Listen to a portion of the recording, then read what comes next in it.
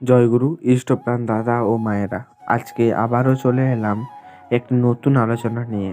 আজকের এই আলোচনাতে আমরা পরম পূজ্যপাদ শ্রী শ্রী আচার্যদেবের বলা কিছু কথা জেনে নেব। তো চলুন আলোচনার মধ্যে যাওয়া যাক। পরম পূজ্যপাদ শ্রী শ্রী আচার্যদেব বলছেন, ঈশ্বর অন্তর থেকে সাড়া দেন কিনা তা একবার পরীক্ষা করেই দেখা যাক। কতবার কতভাবেই তো পরীক্ষা করেছি আমরা ঠাকুরকে। সমাধিস্থ অবস্থায় গায়ে জ্বলন্ত কয়লা ঠেসে ধরেছি, কাঁটা ফুটিয়ে দেখতে চেয়েছি সত্যি সমাধি কিনা। তাহলে না হয় আরও একবার করাই হলো পরীক্ষা। আমি বলছি, কখনো একবার 48 ঘন্টার জন্য মনটাকে বর্তমানে স্থির রেখে অবিরাম নাম করে দেখুন। নাম করুন আর ভিতর থেকে হুঙ্কার দিয়ে বলুন, ঠাকুর আমি তোমায় ভালোবাসি। একবার করে দেখুন। আমি নিজের দায়িত্ব নিয়ে আপনাদের বলছি, 48 ঘন্টার পর আপনি অনুভব করবেন আপনি আর আপনি নেই।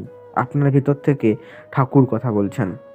আপনি নিজের ভিতর ঠাকুরকে দেখতে পারেন, তাকে শুনতে পারবেন।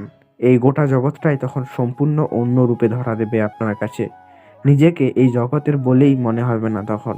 এতদিন যার সঙ্গে আপনার যত বিরোধী থাক, লহমায় সব অবসান হয়ে যাবে। প্রেম ছাড়া আর কিছুই সেখানে অবশিষ্ট থাকবে না।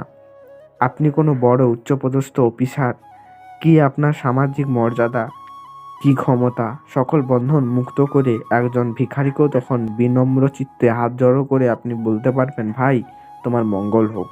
এই হলো জীবন। পরম পূজ্যপাদ শ্রী শ্রী আচার্যদেব। আলোচনা অগ্রহায়ণ 1430 ডিসেম্বর 2023।